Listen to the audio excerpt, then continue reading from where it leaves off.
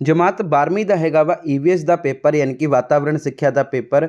ਤਾਂ ਕੱਲ੍ਹ ਤੁਹਾਡਾ ਪੇਪਰ ਆ 23 ਤਰੀਕ ਨੂੰ। ਤਾਂ ਇਸ ਵੀਡੀਓ ਦੇ ਵਿੱਚ 12ਵੀਂ ਕਲਾਸ ਦਾ ਈਵੀਐਸ ਦਾ ਪੇਪਰ ਸਤੰਬਰ 2023 ਦਾ ਪੂਰਾ ਹੀ ਸੋਲਵ ਕਰ ਲਿਆ ਵਾ ਅਤੇ ਹੁਣ ਤੁਹਾਡੀ ਜਿਹੜੀ ਹੈਗੀ ਆਪਾਂ ਚੰਗੀ ਤਰ੍ਹਾਂ ਤਿਆਰੀ ਕਰਾ ਦਿੰਦੇ ਹਾਂ। ਤਾਂ ਚਲੋ ਦੋਸਤੋ ਸਾਰੇ ਹੀ ਕੁਐਸਚਨ ਕਰਾਂਗੇ ਡਿਟੇਲ ਦੇ ਵਿੱਚ। ਤਾਂ ਦੇਖ ਲਓ ਜਿਹੜਾ ਤੁਹਾਡਾ ਇਹ 12ਵੀਂ ਦਾ ਪੇਪਰ ਆ ਈਵੀਐਸ ਦਾ, ਇਹ 45 ਨੰਬਰ ਦਾ ਆਊਗਾ, 2 ਘੰਟੇ ਦਾ ਸਮਾਂ ਮਿਲੇਗਾ। ਸੈਕਸ਼ਨ ਏ ਦੇਖਦੇ ਹਾਂ। ਸਭ ਤੋਂ ਪਹਿਲਾਂ 1 ਅੰਕਾਂ ਵਾਲੇ ਪ੍ਰਸ਼ਨ ਨੇ, ਆਬਜੈਕਟਿਵ ਟਾਈਪ ਪ੍ਰਸ਼ਨ ਨੇ। ਤਾਂ ਦੇਖੋ ਪਹਿਲਾ ਪ੍ਰਸ਼ਨ ਕੀ ਹੈ, ਹੇਠ ਲਿਖਿਆਂ ਵਿੱਚੋਂ ਕਿਹੜਾ ਪੌਦਾ ਗੁਣਕਾਰੀ ਕਰੀਮਾਂ ਤਿਆਰ ਕਰਨ ਲਈ ਵਰਤਿਆ ਜਾਂਦਾ ਹੈ। ਤਾਂ ਇਹਦਾ ਆਨਸਰ ਤੁਸੀਂ ਦੇਖ ਸਕਦੇ ਹੋ। ਸੈਕਸ਼ਨ ਏ ਦੇ ਪਹਿਲੇ ਦੇ ਆਬਜੈਕਟਿਵ ਟਾਈਪ ਕੁਐਸਚਨ ਦਾ ਪਹਿਲਾ ਆਨਸਰ ਹੈਗਾ ਐਲੋਵੇਰਾ, ਠੀਕ ਹੈ, ਜਾਂ ਫਿਰ ਦੋਸਤੋ ਕੁਆਰ ਗੰਧਨ।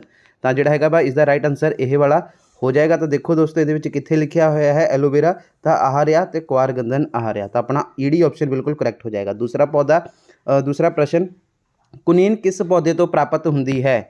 ਤਾਂ ਇਹਦਾ ਆਨਸਰ ਹੈ ਆਪਣਾ ਦੇਖ ਸਕਦੇ ਹੋ ਪੀਲੇ ਸਿਨਕੋਨਾ ਦੀ ਛਾਲ ਤੋਂ।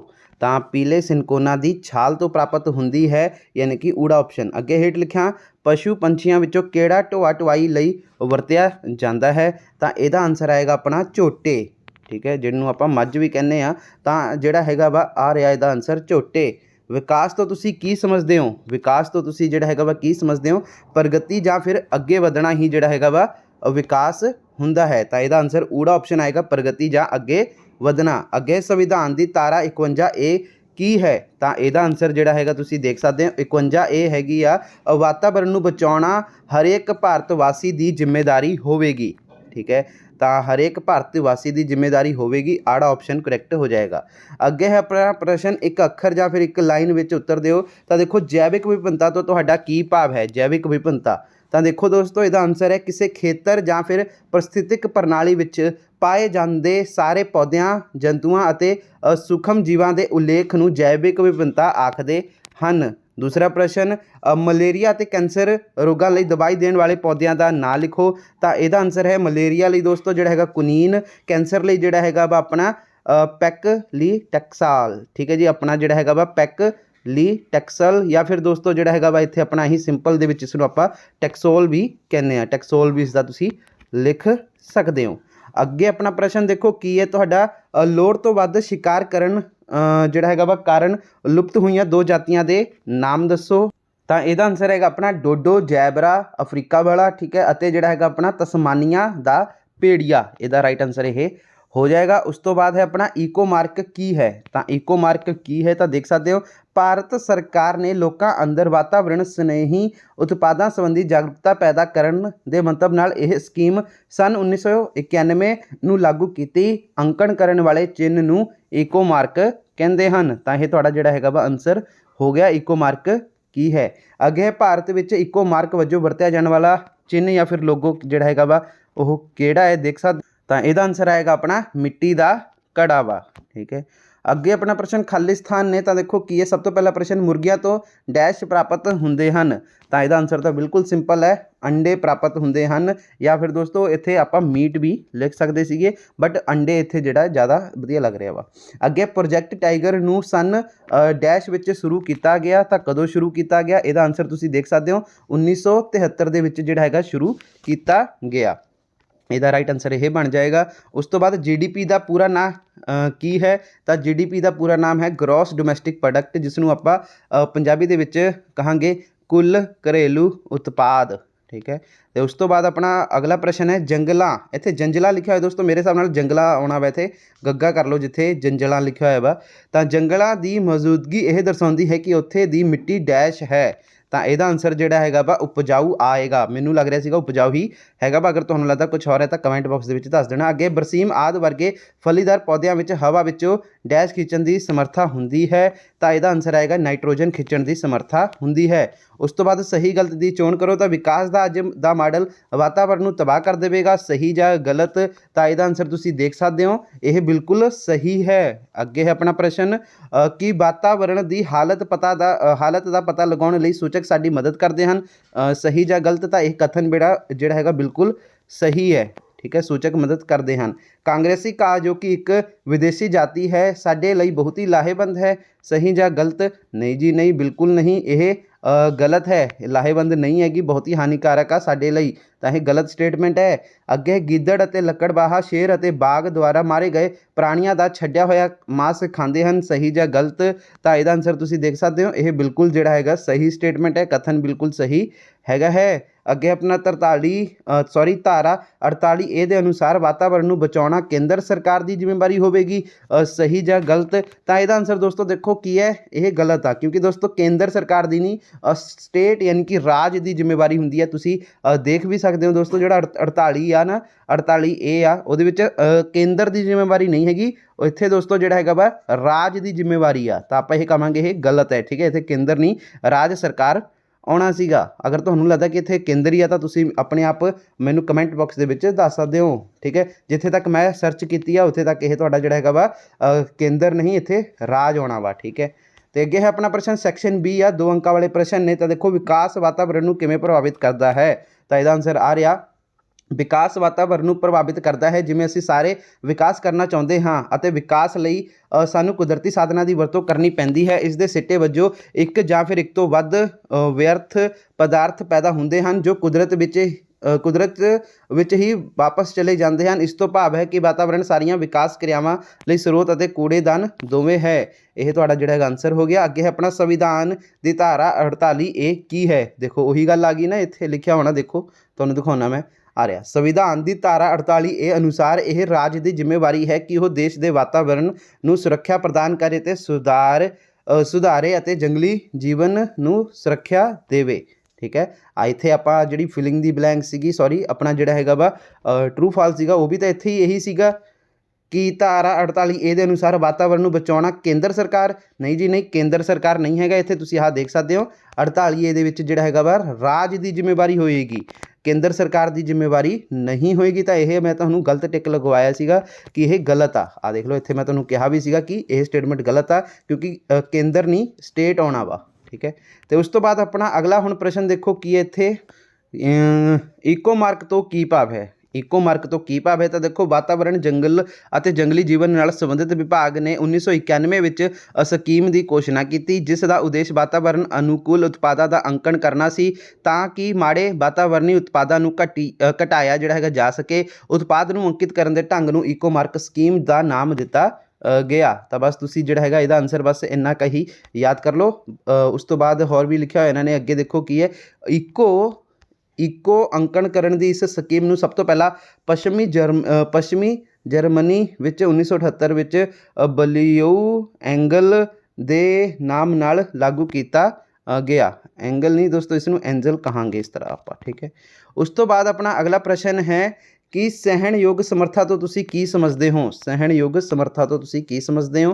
ਤਾਂ ਦੇਖੋ ਸਹਿਣਯੋਗ ਸਮਰੱਥਾ ਤਾਂ ਆਬਾਦੀ ਦੇ ਸਹਾਰੇ ਦੇਣ ਵਾਲੇ ਪ੍ਰਬੰਧ ਨਾਲ ਲੰਮੇ ਸਮੇਂ ਤੱਕ ਕਾਇਮ ਰੱਖਿਆ ਜਾ ਸਕਦਾ ਹੈ। ਕਿਸੇ ਪ੍ਰਸਥਿਤਿਕ ਪ੍ਰਬੰਧ ਦੀ ਸਹਿਯੋਗ ਸਮਰੱਥਾ ਤੋਂ ਭਾਵ ਹੈ ਕਿ ਇਸ ਵਿੱਚ ਵਾਲੀ ਜਿਹੜੀ ਜਨਸੰਖਿਆ ਦਾ ਆਕਾਰ ਜਿਸ ਨੂੰ ਜਿਹੜਾ ਹੈਗਾ ਵਾ ਲੰਬੇ ਅਰਸੇ ਤੱਕ ਉਸ ਪ੍ਰਬੰਧ ਵਿਚਲੀਆਂ ਸੇਵਾਵਾਂ ਅਤੇ ਉਪਲਬਧ ਸਰੋਤਾਂ ਨਾਲ ਕਾਇਮ ਰੱਖਿਆ ਜਾ ਸਕਦਾ ਹੋਵੇ। ਕਿਸੇ ਪ੍ਰਸਥਿਤਿਕ ਪ੍ਰਬੰਧ ਦੀਆਂ ਸੀਮਾਵਾਂ ਅੰਦਰ ਰਹਿਣਾ 3 ਕਾਰਨਾਂ ਉੱਪਰ ਨਿਰਭਰ ਕਰਦਾ ਹੈ। ਪ੍ਰਸਥਿਤਿਕ ਪ੍ਰਬੰਧ ਵਿੱਚ ਉਪਲਬਧ ਸਰੋਤਾਂ ਦੀ ਮਾਤਰਾ, ਜਨਸੰਖਿਆ ਦਾ ਆਕਾਰ ਅਤੇ ਹਰੇਕ ਵਿਅਕਤੀ ਦੁਆਰਾ ਵਰਤੇ ਜਾਂਦੇ ਸਰੋਤਾਂ ਦੀ ਮਾਤਰਾ। ਤਾਂ ਤੁਹਾਡਾ ਜਿਹੜਾ ਹੈਗਾ ਇਹ ਆਨਸਰ ਹੋ ਜਾਏਗਾ। ਉਸ ਤੋਂ ਬਾਅਦ ਆਪਣਾ ਪ੍ਰਸ਼ਨ ਹੈਗਾ ਪ੍ਰੋਟੋ ਆਪਸਦਾਰੀ ਤੋਂ ਕੀ ਭਾਵ ਹੈ? ਤਾਂ ਸਾਨੂੰ ਇਹ ਪ੍ਰੋਪਰ ਆਨਸਰ ਤਾਂ ਨਹੀਂ, ਸਾਨੂੰ ਇਹ ਮਿਲਿਆ ਵਾ, ਦੇਖ ਲਓ ਤੁਹਾਡੀ ਗਾਈਡ ਦੇ ਵਿੱਚੋਂ, ਪ੍ਰੋਟੋ ਸਹਿਯੋਗਤਾ ਤੋਂ ਕੀ ਭਾਵ ਹੈ? ਠੀਕ ਹੈ, ਤਾਂ ਪ੍ਰੋਟੋ ਆਪਸਦਾਰੀ ਤਾਂ ਨਹੀਂ, ਸਾਨੂੰ ਪ੍ਰੋਟੋ ਸਹਿਯੋਗਤਾ ਮਿਲੀ ਆ, ਇਸ ਨੂੰ ਰੀਡ ਕਰ ਲਓ, ਦੇਖੋ ਕੀ ਇਹਦੇ ਮਿਲਦਾ ਜੁਲਦਾ ਵਾ।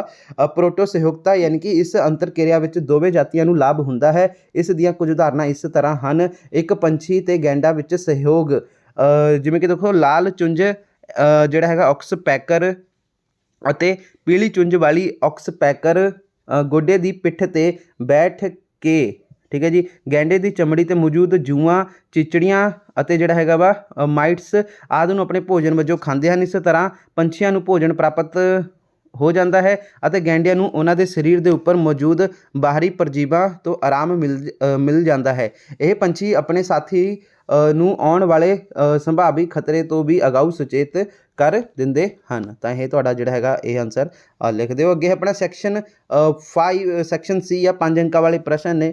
ਤਾਂ ਦੇਖੋ, ਵਿਕਾਸ ਦਾ ਅੱਜ ਦਾ ਮਾਡਲ ਵਾਤਾਵਰਨ ਨੂੰ ਤਬਾਹ ਕਰ ਦੇਵੇਗਾ, ਵਿਸਥਾਰ ਸਹਿਤ ਦੱਸੋ। ਤਾਂ ਦੇਖੋ ਆਨਸਰ ਇਹੀ ਹੈ ਨਾ ਆਪਣਾ ਕਿ ਵਿਕਾਸ ਦਾ ਅੱਜ ਦਾ ਮਾਡਲ ਵਾਤਾਵਰਨ ਨੂੰ ਤਬਾਹ ਕਰ ਦੇਵੇਗਾ। ਤਾਂ ਦੇਖੋ, ਅੱਜ ਕੱਲ੍ਹ ਮਨੁੱਖ ਆਪਣੇ ਆਪ ਨੂੰ ਇੱਕ ਵੱਖਰਾ ਉੱਤਮ ਵਜੂਦ ਐਂਟੀਟੀ ਵਜੋਂ ਮੰਨ ਰਿਹਾ ਹੈ, ਜਿਸ ਦੀ ਸ਼ਕਤੀ ਖੁਸ਼ਹਾਲੀ ਅਤੇ ਪ੍ਰਤਿਸ਼ਠਾ ਲਈ ਨਾ ਖਤਮ ਹੋਣ ਵਾਲੀ ਭੁੱਖ ਵੱਧ ਚੁੱਕੀ ਹੈ। ਕੁਦਰਤ ਨਾਲ ਆਪਣੇ ਮਧੁਰ ਸੰਬੰਧਾਂ ਨੂੰ ਭੁਲਾਉਂਦਿਆਂ ਹੋਇਆਂ ਮਨੁੱਖ ਨੇ ਆਪਣੀ ਬੁੱਧੀ ਨੂੰ ਕੁਦਰਤ ਉੱਤੇ ਹਾਵੀ ਅਤੇ ਜਿੱਤ ਪ੍ਰਾਪਤ ਕਰਨ ਲਈ ਵਰਤਿਆ ਹੈ।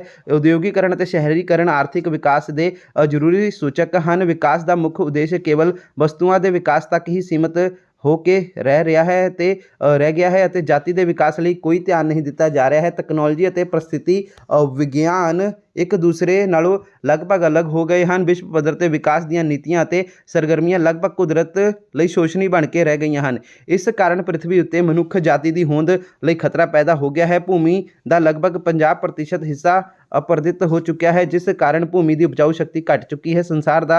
ਸੰਸਾਰ ਦੀ ਜੈਵਿਕ ਵਿਭਿੰਨਤਾ ਪਰਿਸਥਿਤਿਕ ਪ੍ਰਬੰਧ ਨੂੰ ਪਹੁੰਚੇ ਨੁਕਸਾਨ ਨੂੰ ਅੰਕਿਤ ਨਹੀਂ ਕੀਤਾ ਜਾ ਸਕਦਾ ਹੈ। ਸਾਡੇ ਨਵਿਆਉਣਯੋਗ ਅਤੇ ਨਾ ਨਵਿਆਉਣਯੋਗ ਸਾਧਨਾਂ ਦਾ ਜਿਹੜਾ ਹੈਗਾ ਵਾ ਸਿਖਿਆਉਣ ਖਤਰਨਾਕ ਸੀਮਾ ਤੱਕ ਹੋ ਚੁੱਕਿਆ ਹੈ। ਅੰਧਾਧੁੰਦ ਕੀਤੀਆਂ ਜਾਣੀਆਂ ਉਦਯੋਗਿਕ ਗਤੀਵਿਧੀਆਂ ਅਤੇ ਜਿਹੜਾ ਹੈਗਾ ਵਾ ਵੱਧ ਰਹੀ ਜਨਸੰਖਿਆ ਦਾ ਵੱਧਦਾ ਹੋਇਆ ਦਬਾਅ ਸਾਡਾ ਜਲਵਾਯੂ, ਪਾਣੀ, ਜ਼ਮੀਨ ਅਤੇ ਭੋਜਨ ਪ੍ਰਦੂਸ਼ਿਤ ਅਤੇ ਮਲੀਨ ਹੋ ਗਏ ਹਨ। ਇਹ ਅਤੇ ਮਨੁੱਖ ਜਾਤੀ ਦੇ ਨਿਵਾਸ ਸਥਾਨ ਦਾ ਪਤਨ ਪਹਿਲਾਂ ਤੋਂ ਹੀ ਨਾ ਮੁੱਕਣ ਵਾਲੀਆਂ ਮੁਸੀਬਤਾਂ ਅਤੇ ਆਫਤਾਂ ਦਾ ਕਾਰਨ ਹੈ। ਵਿਕਾਸ ਦਾ ਚਾਲੂ ਮਾਡਲ ਸਿਰਫ ਆਰਥਿਕ ਵਿਧੀ 'ਤੇ ਹੀ ਕੇਂਦਰਿਤ ਹੈ। ਵਿਕਾਸ ਦਾ ਇਹ ਮਾਡਲ ਅੰਤ ਵਿੱਚ ਵਾਤਾਵਰਣ ਦੇ ਲਈ ਤਬਾਹੀ ਵਾਲਾ ਹੋਵੇਗਾ। ਤਾਂ ਇਹ ਤੁਹਾਡਾ ਆਨਸਰ ਹੋ ਗਿਆ। ਉਸ ਤੋਂ ਬਾਅਦ ਹੈ ਜੰਤੂਆਂ ਦੀ ਆਰਥਿਕ ਸਮਰੱਥਾ ਦਾ ਵਿਸਥਾਰਪੂਰਵਕ ਵਰਣਨ ਕਰੋ। ਤਾਂ ਦੇਖੋ ਆਹੀ ਹੈ ਨਾ ਤੁਹਾਡਾ ਪ੍ਰਸ਼ਨ, ਜੰਤੂਆਂ ਦਾ ਆਰਥਿਕ ਸਮਰੱਥਾ ਦਾ ਵਿਸਥਾਰਪੂਰਵਕ ਵਰਣਨ ਕਰੋ। ਤਾਂ ਦੇਖੋ, ਜੰਤੂਆਂ ਦਾ ਆਰਥਿਕ ਸਮਰੱਥਾ, ਜੰਤੂਆਂ ਤੋਂ ਭੋਜਨ ਪ੍ਰਾਪਤੀ ਦੀ ਸਮਰੱਥਾ, ਤਾਜ਼ੇ ਅਤੇ ਸਮੁੰਦਰੀ ਪਾਣੀਆਂ ਤੋਂ ਪ੍ਰਾਪਤ ਹੋਣ ਵਾਲੀਆਂ ਮੱਛੀਆਂ ਅਤੇ ਦੂਸਰੇ ਹੋਰਨਾਂ ਪ੍ਰਾਣੀਆਂ ਜਿਵੇਂ ਕਿ ਕੇਕੜੇ, ਝੱਗੇ ਤੋਂ ਵੱਡੀ ਮਾਤਰਾ ਵਿੱਚ ਭੋਜਨ ਪ੍ਰਾਪਤ ਕੀਤਾ ਜਾਂਦਾ ਹੈ। ਬਤਖਾਂ ਅਤੇ ਮੁਰਗੀਆਂ ਤੋਂ ਅੰਡੇ ਅਤੇ ਮਾਂਸ ਪ੍ਰਾਪਤ ਹੁੰਦੇ ਹਨ, ਜਦਕਿ ਭੇਡ, ਸੂਰ ਅਤੇ ਬੱਕਰੀਆਂ ਤੋਂ ਖਾਣ ਵਾਸਤੇ ਮਾਂਸ ਉਪਲਬਧ ਹੁੰਦਾ ਹੈ। ਕਈ ਪ੍ਰਕਾਰ ਦੇ ਪੰਛੀ ਵੀ ਭੋਜਨ ਦੇ ਸਰੋਤ ਹਨ। ਦੂਸਰਾ ਹੈਗਾ ਆਪਣਾ ਮਧੂ-ਮੱਖੀਆਂ ਤੋਂ ਸ਼ਹਿਦ, ਲਾਖ ਕੀਟਾਂ ਤੋਂ ਲਾਖ ਅਤੇ ਰੇਸ਼ਮ ਦੇ ਕੀੜਿਆਂ ਤੋਂ ਰੇਸ਼ਮ ਪ੍ਰਾਪਤ ਕੀਤਾ ਜਾਂਦਾ ਹੈ। ਕਸਤੂਰੀ ਹਿਰਨ ਤੋਂ ਜਿਹੜਾ ਹੈਗਾ ਕਸਤੂਰੀ ਪ੍ਰਾਪਤ ਕੀਤੀ ਜਾਂਦੀ ਹੈ। ਚੌਥਾ ਹੈਗਾ ਮੱਝਾਂ, ਗਾਵਾਂ, ਭੇਡ ਅਤੇ ਬੱਕਰੀਆਂ ਤੋਂ ਦੁੱਧ ਪ੍ਰਾਪਤ ਹੁੰਦਾ ਹੈ। ਪੰਜਵਾਂ, ਲੋਕਾਂ ਲਈ ਜੰਗਲੀ ਜਾਨਵਰਾਂ ਦਾ ਜਿਹੜਾ ਹੈਗਾ ਗੈਰ ਕਾਨੂੰਨੀ ਤੌਰ 'ਤੇ ਅਤੇ ਲੁਕ ਛੁਪ ਕੇ ਸ਼ਿਕਾਰ ਕਰਦੇ ਹਨ। ਸ਼ਿਕਾਰ ਕਰਨ ਉਪਰੰਤ ਇਹ ਸ਼ਿਕਾਰੀ ਜੰਤੂਆਂ ਦੀ ਖੱਲਾਂ, ਸਿੰਗਾਂ ਅਤੇ ਮਾਂਸ ਵੇਚ ਕੇ ਧਨ ਕਮਾਉਂਦੇ ਹਨ। ਅਜਿਹੇ ਚੋਰੀ ਛੁਪੇ ਸ਼ਿਕਾਰ ਦੇ ਕਾਰਨ ਜੰਗਲੀ ਜਾਤੀਆਂ ਜਿਹੜੀਆਂ ਹੈਗੀਆਂ ਲੁਪਤ ਹੋ ਰਹੀਆਂ ਹਨ। ਸਿੰਘ ਪ੍ਰਾਪਤ ਕਰਨ ਦੇ ਵਾਸਤੇ ਗੈਂਡਿਆਂ ਅਤੇ ਹਾਥੀ ਦੇ ਦੰਦ ਪ੍ਰਾਪਤ ਕਰਨ ਦੇ ਵਾਸਤੇ ਹਾਥੀਆਂ ਦਾ ਸ਼ਿਕਾਰ ਕੀਤਾ ਜਾਂਦਾ ਹੈ। ਮੱਝਾਂ ਅਤੇ ਗਾਇਆਂ ਅਤੇ ਬੱਕਰੀਆਂ ਆਦਿ ਦੀਆਂ ਖੱਲਾਂ ਤੋਂ ਚਮੜਾ ਤਿਆਰ ਕਰਕੇ ਇਸ ਤੋਂ ਜੁੱਤੀਆਂ, ਬੂਟ ਅਤੇ ਜੈਕਟਾਂ ਤਿਆਰ ਕੀਤੀਆਂ ਜਾਂਦੀਆਂ ਹਨ। ਠੀਕ ਹੈ। ਛੇਵਾਂ ਹੈਗਾ ਆਪਣਾ ਭੇਡਾਂ ਤੋਂ ਪ੍ਰਾਪਤ ਹੋਣ ਵਾਲੀ ਉੱਨ ਤੋਂ ਉੱਨੀ ਕੱਪੜਾ ਤਿਆਰ ਕੀਤਾ ਜਾਂਦਾ ਹੈ। ਬੱਕਰੀਆਂ ਅਤੇ ਉਹਨਾਂ ਦੇ ਬਾਲਾਂ ਦੀ ਵਰਤੋਂ ਵੀ ਘਟੀਆ ਕਿਸਮ ਦੇ ਕੰਬਲਾਂ ਅਤੇ ਗਰਮ ਕੱਪੜਾ ਵੀ ਤਿਆਰ ਕਰਨ ਲਈ ਕੀਤੀ ਜਾਂਦੀ ਹੈ। ਖਰਗੋਸ਼ ਦੇ ਵਾਲਾਂ ਅਤੇ ਖੱਲਾਂ ਤੋਂ ਵੀ ਟੋਪੀਆਂ ਆਦਿ ਤਿਆਰ ਕੀਤੀਆਂ ਜਾਂਦੀਆਂ ਹਨ। ਇਸ ਦਾ ਮਾਂਸ ਵੀ ਖਾਧਾ ਜਾਂਦਾ ਹੈ। ਅੱਗੇ ਆਪਣਾ ਵਿਦੇਸ਼ੀ ਸਿੱਕਾ ਕਮਾਉਣ ਦੇ ਮੰਤਵ ਨਾਲ ਕਈ ਜੰਤੂਆਂ ਦੇ ਹੋਰਨਾਂ ਦੇਸ਼ਾਂ ਨੂੰ ਨਿਰਯਾਤ ਵੀ ਕੀਤਾ ਜਾਂਦਾ ਹੈ, ਜਿਵੇਂ ਕਿ ਹਾਥੀ ਅਤੇ ਰੰਗ ਬਿਰੰਗੀਆਂ ਤਿਤਲੀਆਂ। ਅੱਠਵਾਂ ਹੈਗਾ ਸਮੁੰਦਰਾਂ ਵਿੱਚੋਂ ਮਿਲਣ ਵਾਲੇ ਮੋਤੀਆਂ, ਘੋਗੀਆਂ ਅਤੇ ਜਿਹੜੇ ਹੈਗੇ ਆ ਗੇ ਦੇ ਜਿਹੜੇ ਹੈਗੇ ਨਿਰਯਾਤ ਦੀ ਆਰਥਿਕ ਪੱਖੋਂ ਬੜੀ ਮਹੱਤਤਾ ਹੈ। ਤਾਂ ਤੁਹਾਡਾ ਆਨਸਰ ਇਹ ਹੋ ਗਿਆ। ਉਸ ਤੋਂ ਬਾਅਦ ਹੈ ਵਾਤਾਵਰਣੀ ਸੂਚਕਾਂ ਦੇ 5 ਲਾਭ ਲਿਖੋ। ਵਾਤਾਵਰਣੀ ਸੂਚਕਾਂ ਦੇ 5 ਲਾਭ। ਤਾਂ ਦੇਖੋ, ਵਾਤਾਵਰਣੀ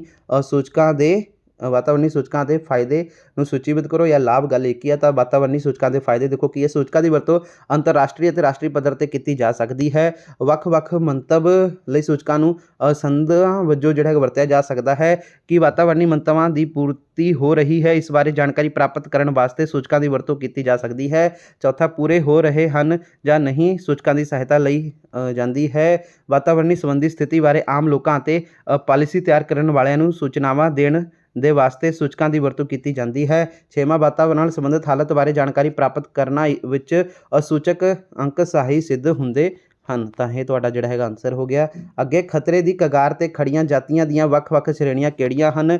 ਤਾਂ ਖਤਰੇ ਤੇ ਕਗਾਰ 'ਤੇ। ਠੀਕ ਹੈ। ਤਾਂ ਦੇਖੋ, ਖਤਰੇ ਵਿਚਲੀਆਂ ਜਾਤੀਆਂ। ਖਤਰੇ ਵਿਚਲੀਆਂ ਜਾਤੀਆਂ ਤਾਂ ਵਿਸ਼ਵ ਭਰ ਵਿੱਚ ਜੈਵਿਕ ਵਿਭਿੰਨਤਾ ਨੂੰ ਨਸ਼ਟ ਹੋਣ ਤੋਂ ਬਚਾਉਣ ਲਈ ਉਪਾਅ ਕੀਤੇ ਜਾ ਰਹੇ ਹਨ। ਪ੍ਰਕਿਰਤੀ ਅਤੇ ਕੁਦਰਤੀ ਸਾਧਨਾਂ ਦੇ ਸੁਰੱਖਿਅਣ ਲਈ ਅੰਤਰਰਾਸ਼ਟਰੀ ਸੰਸਥਾ international union for conservation of nature and natural resource IUCN, ਜਿਸ ਦਾ ਮੁੱਖ ਦਫ਼ਤਰ ਮਾਰਗਿਸ ਸਵਿਟਜ਼ਰਲੈਂਡ ਵਿੱਚ ਹੈ, ਉਹਨਾਂ ਨੇ ਇੱਕ ਰੈੱਡ ਡਾਟਾ ਬੁੱਕ ਸੰਭਾਲੀ ਹੋਈ ਹੈ, ਜਿਸ ਵਿੱਚ ਉਹਨਾਂ ਸਾਰੇ ਜੰਤੂਆਂ ਦੀ ਸੂਚਨਾ ਦਰਜ ਹੈ ਜਿਨ੍ਹਾਂ ਦੀ ਹੋਂਦ ਖਤਰੇ ਵਿੱਚ ਹੈ, ਤੇ ਇਹ ਸ਼੍ਰੇਣੀਆਂ ਹੇਠ ਲਿਖੇ ਅਨੁਸਾਰ ਹਨ। ਸਭ ਤੋਂ ਪਹਿਲਾਂ ਹੈਗਾ ਆਪਣਾ ਸੰਕਟਕਾਲੀਨ ਜਾਤੀਆਂ। ਸੰਕਟਕਾਲੀਨ ਜਾਤੀਆਂ ਉਹਨਾਂ ਜਾਤੀਆਂ ਨੂੰ ਕਹਿੰਦੇ ਹਨ ਜਿਨ੍ਹਾਂ ਦੇ ਅਲੋਪ ਹੋਣ ਦਾ ਖਤਰਾ ਹੈ। ਸੁਰੱਖਿਆ ਦੇ ਆਧਾਰ 'ਤੇ ਇਹਨਾਂ ਨੂੰ 3 ਸ਼੍ਰੇਣੀਆਂ ਵਿੱਚ ਵੰਡਿਆ ਜਾ ਸਕਦਾ ਹੈ। ਖਤਰੇ ਵਿਚਾਲੀਆਂ ਜਾਤੀਆਂ ਜਿਨ੍ਹਾਂ ਜਾਤੀਆਂ ਦੀ ਗਿਣਤੀ ਚਿੰਤਾਜਨਕ ਪੱਧਰ ਤੱਕ ਘਟ ਚੁੱਕੀ ਹੈ, ਉਹਨਾਂ ਨੂੰ ਖਤਰੇ ਵਿਚਾਲੀਆਂ ਜਾਤੀਆਂ ਕਹਿੰਦੇ ਹਨ। ਇਹ ਜਾਤੀਆਂ ਅਲੋਪ ਹੋਣ ਦੇ ਕਗਾਰ 'ਤੇ ਹਨ। ਇੱਕ ਅਨੁਮਾਨ ਅਨੁਸਾਰ ਭਾਰਤ ਅਤੇ ਖਤਰੇ ਵਿਚਾਲੀਆਂ ਜਾਤੀਆਂ ਦਾ ਵੇਰਵਾ ਇਸ ਤਰ੍ਹਾਂ ਹੈ। ਜਾਤੀ ਦੀ ਸ਼੍ਰੇਣੀ ਸਭ ਤੋਂ ਪਹਿਲਾਂ ਹੈਗਾ ਧਨਧਾਰੀ ਪੰਛੀ, ਜਲਥਲੀ ਅਤੇ ਰਿੰਗਣ ਵਾਲੇ ਜੰਤੂ। ਠੀਕ ਹੈ, ਤਾਂ ਇਹਦੇ ਵਿੱਚ ਦੋਸਤੋ ਦੇਖੋ ਕਿ ਖਤਰੇ ਵਿਚਾਲੇ ਜਾਤੀਆਂ ਦੀ ਸੰਖਿਆ 80 ਹੈ, ਇਹਦੇ ਵਿੱਚ ਦੋਸਤੋ 20 ਹੈ, ਅਤੇ ਇਹਦੇ ਵਿੱਚ ਦੋਸਤੋ 18 ਹੈ। ਤਾਂ ਇਹ ਤੁਹਾਡਾ ਜਿਹੜਾ ਹੈਗਾ ਵਾ ਡਾਟਾ ਵਾ। ਅੱਗੇ ਦੇਖੋ ਸੰਕਟ ਵਿਚਾਲੇ ਜਾਤੀਆਂ ਦੀਆਂ ਉਦਾਹਰਨਾਂ: ਭਾਰਤੀ ਹਾਥੀ, ਸ਼ੇਰ, ਬਰਫੀਲਾ ਗੈਂਡਾ, ਲਾਲ ਪਾਂਡਾ, ਵੱਡਾ ਭਾਰਤੀ ਬਸਟਰਡ ਮੋਰ, ਕੱਛੂ ਕੰਮਾ, ਕਾਲਾ ਤਿੱਤਰ, ਠੀਕ ਹੈ, ਡੱਬ, ਖੜੱਬਾ, ਹਿਰਨ, ਸੁਨਹਿਰਾ, ਲੰਬਾਰ, ਗਿੱਧ ਆਦਿ। ਭਾਰਤੀ ਜਿਹੜਾ ਹੈਗਾ ਦੋਸਤੋ ਆਪਣਾ botanical survey of India the Lal data ਪੁਸਤਕ ਵਿੱਚ 427 ਜਾਤੀਆਂ ਦੇ ਨਾਂ ਹਨ ਜਿਹੜੀਆਂ ਸੰਕਟ ਵਿਚਾਲੇ ਜਾਤੀਆਂ ਹਨ। ਦੂਸਰਾ ਹੈਗਾ ਦੋਸਤੋ ਆਪਣਾ ਅਸੁਰੱਖਿਅਤ ਜਾਤੀਆਂ। ਇਸ ਵਿੱਚ ਇਹੋ ਜਾਤੀਆਂ ਸ਼ਾਮਿਲ ਹਨ ਜਿਨ੍ਹਾਂ ਦੀ ਜਨਸੰਖਿਆ ਖਤਮ ਹੋ ਚੁੱਕੀ ਹੈ ਜਾਂ ਫਿਰ ਦੋਸਤੋ ਜਿਨ੍ਹਾਂ ਦੀ ਸੁਰੱਖਿਆ ਦੀ ਗਰੰਟੀ ਨਹੀਂ ਹੈ, ਜਿਵੇਂ ਕਿ ਭਾਰਤੀ ਬਸਟਰਡ, ਗ੍ਰੇਟ ਇੰਡੀਅਨ ਬਸਟਰਡ ਜਿਹਨੂੰ ਕਹਿੰਦੇ ਆ, ਜੰਗਲੀ ਖੋਤਾ ਆਦਿ। ਅਤੇ ਇਸ ਦੀ ਤੁਸੀਂ ਪਿੱਕਾਂ ਵੀ ਦੇਖ ਸਕਦੇ ਹੋ ਦੋਸਤੋ: ਕਾਲਾ ਗੈਂਡਾ, ਸ਼ੇਰ, ਠੀਕ ਹੈ, ਬਰਫੀਲਾ ਚੀਤਾ, ਵੱਡਾ ਭਾਰਤੀ ਬਸਟਰਡ, ਠੀਕ ਹੈ। ਉਸ ਤੋਂ ਬਾਅਦ ਦੋਸਤੋ ਆਪਣਾ ਮੋਰ ਵੀ ਦੇਖ ਸਕਦੇ ਹੋ, ਕੱਛੂ ਵੀ ਦੇਖ ਸਕਦੇ ਹੋ, ਲਾਲ ਪਾਂਡਾ ਵੀ ਦੇਖ ਸਕਦੇ ਹੋ। ਸੰਕਟ ਵਿਚਾਲੀਆਂ ਜਾਤੀਆਂ ਦੁਰਲੱਭ ਜਾਤੀਆਂ ਇਹ ਉਹ ਜਾਤੀਆਂ ਹਨ ਜਨਸੰਖਿਆ ਹਾਲੇ ਕਾਫੀ ਘੱਟ ਹੈ ਜਿਨ੍ਹਾਂ ਦੀ, ਠੀਕ ਹੈ। ਇਹ ਆਮ ਤੌਰ 'ਤੇ ਕੁਝ ਖਾਸ ਭੂਗੋਲਿਕ ਖੇਤਰਾਂ ਵਿੱਚ ਮਿਲਦੀਆਂ ਹਨ, ਜਿਵੇਂ ਕਿ ਦੋਸਤੋ ਆਪਣਾ ਹੂਪਿੰਗ ਸਾਰਸ, ਠੀਕ ਹੈ। ਅਤੇ ਲੁਪਤ ਜਾਤੀਆਂ, ਤਾਂ ਲੁਪਤ ਜਾਤੀਆਂ ਦੇਖੋ ਕੀ ਨੇ, ਤਾਂ ਲੁਪਤ ਜਾਤੀਆਂ ਜਿਹੜੀਆਂ ਜਾਤੀਆਂ ਨੂੰ ਪਿਛਲੇ 40-50 ਸਾਲਾਂ ਤੋਂ ਨਹੀਂ ਦੇਖਿਆ ਗਿਆ ਹੈ, ਠੀਕ ਹੈ, ਉਹਨਾਂ ਨੂੰ ਲੁਪਤ ਜਾਤੀਆਂ ਮੰਨਿਆ ਗਿਆ ਹੈ, ਜਿਵੇਂ ਕਿ ਡੋਡੋ, ਯਾਤਰੀ ਕਬੂਤਰ, ਜਿਵੇਂ ਕਿ ਤੁਸੀਂ ਆਹ ਦੇਖ ਸਕਦੇ ਹੋ, ਡੋਡੋ ਆਹ ਰਿਹਾ ਅਤੇ ਯਾਤਰੀ ਕਬੂਤਰ ਆਹ ਰਿਹਾ। ਤਾਂ ਤੁਸੀਂ ਪਿਕ ਦੇ ਵਿੱਚ ਵੀ ਦੇਖ ਸਕਦੇ ਹੋ। ਤਾਂ ਇਹ ਤੁਹਾਡਾ ਜਿਹੜਾ ਹੈਗਾ ਪ੍ਰੋਪਰ ਫੁੱਲ ਫਲੈਜ ਆਨਸਰ ਹੋ ਗਿਆ। ਅੱਗੇ ਕੁਦਰਤ ਵਿੱਚ ਮਿਲਣ ਵਾਲੇ ਸੀਮਿਤ ਸਰੋਤਾਂ ਦੇ ਨਾਂ ਲਿਖੋ। ਪਾਣੀ ਦੀ ਸਾਂਭ ਸੰਭਾਲ ਕਿਵੇਂ ਕੀਤੀ ਜਾ ਸਕਦੀ ਹੈ? ਤਾਂ ਦੇਖੋ ਕੁਦਰਤ ਵਿੱਚ ਮਿਲਣ ਵਾਲੇ ਸੀਮਿਤ ਸਰੋਤ ਪਾਣੀ ਦੀ ਸਾਂਭ ਸੰਭਾਲ ਕਿਵੇਂ ਕੀਤੀ ਜਾ ਸਕਦੀ ਹੈ? ਕੁਦਰਤ ਵਿੱਚ ਮਿਲਣ ਵਾਲੇ ਸੀਮਿਤ ਸਰੋਤਾਂ ਦੋਸਤੋ ਮਿੱਟੀ, ਪਾਣੀ, ਖਣਿਜ, ਠੀਕ ਹੈ, ਪਥਰਾਤ, ਇੰਧਨ। ਤਾਂ ਦੇਖੋ ਦੋਸਤੋ ਕੀ ਹੈ, ਪਾਣੀ ਦੀ ਸਾਂਭ ਸੰਭਾਲ ਦੇ ਤਰੀਕੇ ਤਾਂ ਪਾਣੀ ਨਾ ਕੇਵਲ ਮਨੁੱਖੀ ਜੀਵਨ ਲਈ ਹੀ ਜ਼ਰੂਰੀ ਹੈ, ਸਗੋਂ ਇਹ ਪਾਣੀਆਂ ਅਤੇ ਪੌਦਿਆਂ ਦੇ ਲਈ ਵੀ ਜ਼ਰੂਰੀ ਹੈ। ਜੀਵਨ ਦੀ ਉਤਪਤੀ ਪਾਣੀ ਤੋਂ ਹੀ ਹੋਈ ਹੈ, ਪਾਣੀ ਕਾਰਨ ਇਹ ਕਾਇਮ ਹੈ। ਧਰਤੀ ਦਾ 70.8% ਭਾਗ ਪਾਣੀ ਨੇ ਮੱਲਿਆ ਹੋਇਆ ਹੈ। ਇਸ ਵਿੱਚ ਸਮੁੰਦਰ ਦਾ 97% ਹਿੱਸਾ ਹੈ ਜਿਹੜਾ ਪਾਣੀ ਮਨੁੱਖ ਜਾਤੀ ਦੇ ਵੱਖ-ਵੱਖ ਕੰਮਾਂ ਲਈ ਉਪਲਬਧ ਹੈ। ਉਸ ਦੀ ਮਾਤਰਾ ਕੇਵਲ 1.0% ਹੈ। 2% ਪਾਣੀ ਹਿਮ ਟੋਪੀਆ ਅਤੇ ਹਿਮ ਨਦੀਆਂ ਵਿੱਚੋਂ ਕੈਦ ਹੈ। ਜਿਸ ਬੇਰਹਿਮੀ ਨਾਲ ਪਾਣੀ ਦੀ ਜਿਹੜੀ ਹੈਗੀ ਆ ਵਰਤੋਂ ਕੀਤੀ ਜਾ ਰਹੀ ਹੈ, ਇਸ ਨਾਲ ਇਹ ਡਰ ਪੈਦਾ ਹੁੰਦਾ ਹੈ ਕਿ ਪਾਣੀ ਬਹੁਤ ਹੀ ਛੇਤੀ ਜਿਹੜਾ ਹੈਗਾ ਦੁਰਲੱਭ ਹੋ ਜਾਵੇਗਾ। ਭਵਿੱਖ ਵਿੱਚ ਵਿਸ਼ਵ ਯੁੱਧ ਜਿਹੜਾ ਹੈਗਾ ਵਾ ਮੁੱਖ ਕਾਰਨ ਪਾਣੀ ਦਾ ਹੀ ਹੋਵੇਗਾ। ਪਾਣੀ ਦੀ ਸਾਂਭ ਸੰਭਾਲ ਤਾਂ ਪਾਣੀ ਦੀ ਸਾਂਭ ਸੰਭਾਲ ਦੇ ਜਿਹੜੇ ਹੈਗੇ ਬਹੁਤ ਹੀ ਜ਼ਰੂਰੀ ਹੋ ਗਈ ਹੈ। ਇਸ ਸੰਬੰਧ ਕੁਝ ਸੁਝਾਅ ਹੇਠ ਲਿਖੇ ਅਨੁਸਾਰ ਹਨ। ਤਾਂ ਦੇਖੋ ਕੀ ਹੈ, ਪਾਣੀ ਦੀ ਵਰਤੋਂ ਬੜੀ ਸੋਚ ਅਤੇ ਸਮਝਦਾਰੀ ਨਾਲ ਕਰੋ। ਪੀਣ ਵਾਲਾ ਪਾਣੀ ਸ਼ੁੱਧ ਅਤੇ ਕੀਟਾਣੂ ਰਹਿਤ ਹੋਣਾ ਚਾਹੀਦਾ ਹੈ। ਸਿੰਚਾਈ ਕਰਨ ਸਮੇਂ ਪਾਣੀ ਦੀ ਵਰਤੋਂ ਬੜੇ ਹੀ ਧਿਆਨ ਨਾਲ ਕਰਨ ਦੀ ਜ਼ਰੂਰਤ ਹੈ। ਘਰੇਲੂ ਨਲਕਿਆਂ ਅਤੇ ਟੂਟੀਆਂ ਖੁੱਲ੍ਹੀਆਂ ਨਹੀਂ ਰਹਿਣੀਆਂ ਚਾਹੀਦੀਆਂ ਹਨ। ਪਾਣੀ ਪ੍ਰਾਪਤ ਕਰਨ ਉਪਰੰਤ ਟੂਟੀਆਂ ਬੰਦ ਕਰ ਦੇਣੀਆਂ ਚਾਹੀਦੀਆਂ ਹਨ। ਫੈਕਟਰੀਆਂ ਆਦਿ ਦੇ ਵਾਹਨਾਂ ਦਾ ਨਿਰੂਪਣ ਕਰਨ ਉਪਰੰਤ ਇਸ ਪਾਣੀ ਨੂੰ ਜਿਹੜਾ ਹੈਗਾ ਵਾ ਸਿੰਚਾਈ ਆਦਿ ਲਈ ਵਰਤਿਆ ਜਾ ਸਕਦਾ ਹੈ। ਧਰਤੀ ਹੇਠਲੇ ਪਾਣੀ ਦੀ ਜਿਹੜੀ ਹੈਗੀ ਆ ਪੁਨਰ ਸੁਰਜੀਤੀ ਲਈ ਸੇਜਲ ਜ਼ਮੀਨਾਂ ਆਦਿ ਦੀ ਸੁਰੱਖਿਆ ਕੀਤੀ ਜਾਣੀ ਚਾਹੀਦੀ ਹੈ। ਇਸ ਕੰਮ ਦੇ ਲਈ ਮੀਂਹ ਦਾ ਪਾਣੀ ਇਕੱਠਾ ਕੀਤਾ ਜਾ ਸਕਦਾ ਹੈ। ਭੂਮੀਗਤ ਪਾਣੀ ਦੀ ਪੁਨਰ ਸੁਰਜੀਤੀ ਲਈ ਛੱਪੜਾਂ ਦੀ ਸੰਭਾਲ ਜਿਹੜੀ ਹੈਗੀ ਹੈ, ਛੱਪੜਾਂ ਦੀ ਸੰਭਾਲ ਕੀਤੀ ਜਾਣੀ ਚਾਹੀਦੀ ਹੈ। 8ਵਾਂ ਹੈਗਾ ਮੀਂਹ ਆਦਿ ਦਾ ਵਾਧੂ ਪਾਣੀ ਉਹਨਾਂ ਇਲਾਕਿਆਂ ਵਿੱਚ ਭੇਜੇ ਜਾਣ ਦੀ ਯੋਜਨਾਵਾਂ ਤਿਆਰ ਕੀਤੀਆਂ ਜਾਣੀਆਂ ਚਾਹੀਦੀਆਂ ਹਨ ਜਿਨ੍ਹਾਂ ਇਲਾਕਿਆਂ ਵਿੱਚ ਇਸ ਦੀ ਜਿਹੜੀ ਹੈਗੀ ਆ ਥੁੜ ਹੈ। ਗੁਰਬਾਣੀ ਵਿੱਚ ਅੰਕਿਤ ਹੈ, ਪਹਿਲਾ ਪਾਣੀ ਜਿਉਂ ਹੈ ਜਿਤ ਹਰਿਆ ਸਭ ਕੋਏ। ਇਸ ਤੁਕ ਤੋਂ ਪਾਣੀ ਦੀ ਮਹੱਤਤਾ ਸਪਸ਼ਟ ਹੋ ਜਾਂਦੀ ਹੈ। ਅਗਲਾ ਆਪਣਾ ਪ੍ਰਸ਼ਨ ਹੈ, ਆਪਣੇ ਖੇਤਰ ਦੇ 5 ਦਵਾਈਆਂ ਦੇਣ ਵਾਲੇ ਪੌਦਿਆਂ ਦਾ ਨਾਂ ਦੱਸੋ। ਇਸ ਨਾਲ ਜਿਹੜਾ ਹੈਗਾ ਵਾ ਕਿਸ ਬਿਮਾਰੀ ਦਾ ਉਪਚਾਰ ਕੀਤਾ ਜਾਂਦਾ ਹੈ, ਠੀਕ ਹੈ, ਕਿਹੜੀਆਂ ਬਿਮਾਰੀਆਂ ਠੀਕ ਹੁੰਦੀਆਂ ਹਨ, ਆਹ ਦੱਸਦੇ ਹਾਂ। ਤਾਂ ਦੇਖੋ ਦੋਸਤੋ, ਆਪਣੇ ਚੌਗਿਰਦੇ ਵਿਚਲੇ ਕੁਝ ਦਵਾਈਆਂ ਦੇਣ ਵਾਲੇ ਪੌਦਿਆਂ ਦੇ ਨਾਂ ਲਿਖੋ ਤੇ ਇਸ ਦੇ ਲਾਭ ਦੱਸੋ। ਲਾਭ ਮਤਲਬ ਦੋਸਤੋ ਉਹੀ ਹੈ ਕਿ ਇਸ ਨਾਲ ਜਿਹੜਾ ਹੈਗਾ ਕਿਹੜੀ ਬਿਮਾਰੀ ਠੀਕ ਹੁੰਦੀ ਹੈ, ਇਹੀ ਇਹਦੇ ਵਿੱਚ ਆਨਸਰ ਹੈਗਾ ਵਾ। ਜਿਵੇਂ ਕਿ ਦੋਸਤੋ ਆਹ ਦੇਖੋ, ਹੇਠ ਲਿਖੀਆਂ ਦਵਾਈਆਂ ਮਨੁੱਖ ਨੂੰ ਪੌਦਿਆਂ ਤੋਂ ਪ੍ਰਾਪਤ ਹੁੰਦੇ ਹਨ, ਠੀਕ ਹੈ। ਜਿਵੇਂ ਕਿ ਤੁਲਸੀ ਦੋਸਤੋ ਕੀ ਹੈ, ਦੇਖੋ ਇਹ ਤਾਂ ਤੁਹਾਡੇ ਦਵਾਈ ਦੇਣ ਵਾਲੇ ਪੌਦੇ ਹੋ ਗਏ, ਠੀਕ ਹੈ।